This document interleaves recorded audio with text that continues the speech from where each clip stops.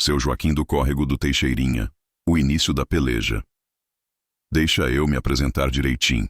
Me chamo Joaquim, mas por aqui no Córrego do Teixeirinha, Itinga, no coração desse nosso vale do Jequitinhonha que Deus abençoou e às vezes esqueceu, o povo me conhece mais por seu Joaquim, o caçador. Caçador de quê? O senhor ou a senhora há de perguntar. Pois bem, não é de paca, tatu ou capivara que vivo atrás, não. Minha caça é outra, mais escura, mais traiçoeira, daquelas que só dão as caras quando o sol se põe e a lua, seja ela cheia ou minguante, lança sombra comprida no chão de terra batida. Caço lobisomem, mula sem cabeça, corpo seco e o que mais de assombração inventar de atormentar os cristãos dessa região. Já conto 70 janeiros bem vividos, ou, melhor, bem pelejados. Nascido e criado aqui mesmo, nesse Teixeirinha que nem no mapa não aparece direito. Meu umbigo foi enterrado debaixo de um pé de peque ali perto do córrego que dá nome ao lugar. Córrego que hoje em dia, coitado, na época da seca é só um fiozinho de nada, lembrança do que já foi. Mas a vida era boa, vice? Trabalhava na roça com meu pai desde que me entendia por gente. A gente plantava milho, feijão, mandioca, criava umas galinhas, um porco cevado pro Natal. Vida simples, mas honesta. O sol judiava, a poeira entrava em tudo, mas no fim do dia, tinha o prato de comida e a rede para descansar o corpo moído.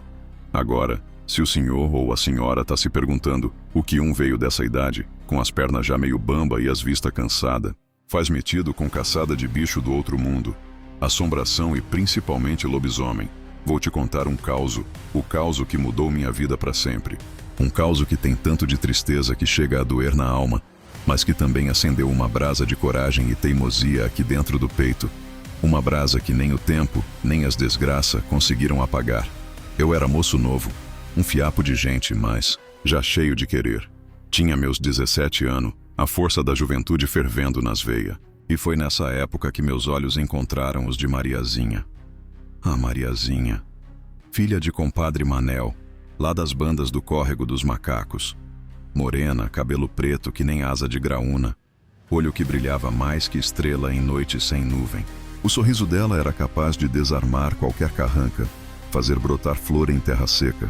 A gente se encontrava nas festas de santo, nas rezas, nos mutirão para ajudar um vizinho ou outro. Namoro escondido, bilhetinho passado de mão em mão, olhar que se cruzava e dizia mais que 1000 palavras. Não demorou muito e a gente resolveu juntar os trapos, como se dizia. Casemo novo, os dois com 17 anos nas costas. Festa simples na igreja de Itinga, com um sanfoneiro animando o povoado. Fomos morar numa casinha pequena que ergui com minhas próprias mãos, ali mesmo no Teixeirinha, um pouco mais para dentro do mato, perto de uma grota onde a água era mais fresca. Foram 7 anos, senhor. 7 anos de sol raiando e a gente junto, partilhando o pão, o trabalho e o sonho. 7 anos que para mim pareceram um piscar de olhos, de tão feliz que eu era. Mariazinha era meu tudo. Minha companheira, minha amiga, a alegria da minha casa. O cheiro dela cozinhando um feijão tropeiro, a cantiga baixinha enquanto lavava roupa no córrego, o jeito dela de ajeitar meu cabelo quando eu chegava cansado da roça. Tudo isso era a melodia da minha vida. Mas a felicidade, às vezes, é bicho arisco. Escapa da gente sem pedir licença. E a minha escapou numa noite escura, uma noite que começou como tantas outras. Era noite de lua minguante, daquelas que a gente chama de lua caçadora, mas a gente nem desconfiava do perigo que rondava. Tinha chovido mais cedo, uma chuva fina, e o cheiro de terra molhada estava no ar. A gente tinha jantado um angu com quiabo, coisa simples, e depois ficamos na varanda proseando, olhando as estrelas que teimavam em aparecer entre as nuvens que ainda passavam. Mariazinha tinha lavado umas roupas de tarde e estendido no varal que ficava no quintal dos fundos, perto de umas bananeiras. Lá pelas tantas, ela se lembrou de uma toalha que tinha ficado para trás. "Vou lá buscar, Joaquim, antes que o sereno pegue forte", ela disse com aquele sorriso doce que só ela tinha. Eu ainda falei: "Deixa para amanhã, mulher, tá escuro." Mas ela era teimosa, disse que era só um pulinho. Pegou o candeeiro daqueles de querosene e foi. Eu fiquei na rede, esperando. Os grilos cantavam sua cantiga de sempre. O vento balançava as folhas do arvoredo. Passou um tempo, não muito, mas o suficiente para uma agonia começar a me cutucar por dentro. Um silêncio estranho se fez, como se até os bichos da noite tivessem prendido a respiração. Chamei. Mariazinha? Tá tudo bem, mulher? Nenhuma resposta. Só o vento que agora parecia uivar baixinho. Levantei num pulo, o coração já batendo descompassado. Peguei meu facão, que sempre ficava encostado na parede, e fui pro quintal. A luz do candeeiro que ela levou estava caída no chão, perto do varal. A chama quase se apagando, fazendo sombras dançarem de um jeito medonho nas bananeiras. E ali, estirada no chão, com a toalha ainda na mão, estava minha Mariazinha. O que vi ali, senhor, nem pro meu pior inimigo eu desejo. Os olhos dela, antes tão cheios de vida, estavam abertos, vidrados, olhando pro nada. A roupa rasgada e no pescoço a marca medonha, funda, de uma mordida que não era de bicho comum. Tinha sangue, muito sangue, manchando a terra, escura e a toalha branca que ela fora buscar. Ao redor, um cheiro forte, uma mistura de bicho selvagem com enxofre, um fedor que me revirou o estômago e gelou a espinha. Gritei o nome dela, gritei de dor, de raiva, de desespero, abracei o corpo dela, já frio, e chorei como criança perdida. Não vi o que a atacou, não ouvi fuga, só o silêncio mortal que se seguiu ao meu grito. Mas eu sabia, no fundo da minha alma, que não tinha sido onça nem cachorro do mato. Aquilo era obra de coisa ruim, de criatura das trevas. Os vizinhos acordaram com meus gritos, vieram correndo com archote, com espingarda. Viram a cena, se benzeram, fizeram o sinal da cruz. Ninguém teve dúvida. Foi lobisomem, Joaquim, disse o velho Zé Bento, que já tinha visto muita assombração na vida. A marca é dele, bicho maldito. Aqueles dias seguintes foram um borrão, de dor. A casa, antes cheia do riso dela, virou um túmulo de silêncio. O cheiro do café que ela passava de manhã, o barulho dos pratos na cozinha, tudo sumiu. Ficou só o vazio, uma saudade que rasgava o peito feito faca amolada. Enterrei minha Mariazinha ali mesmo, no nosso quintal, debaixo do pé de manga que ela tanto gostava de sentar para costurar. Foram uns dias de luto pesado, de choro escondido, de revolta engasgada na garganta. Eu olhava para as minhas mãos de roceiro, calejadas do cabo da enxada, e me sentia inútil. Não pude proteger minha mulher, meu amor. Mas aí, no meio daquela escuridão toda, uma brasa diferente começou a queimar dentro de mim.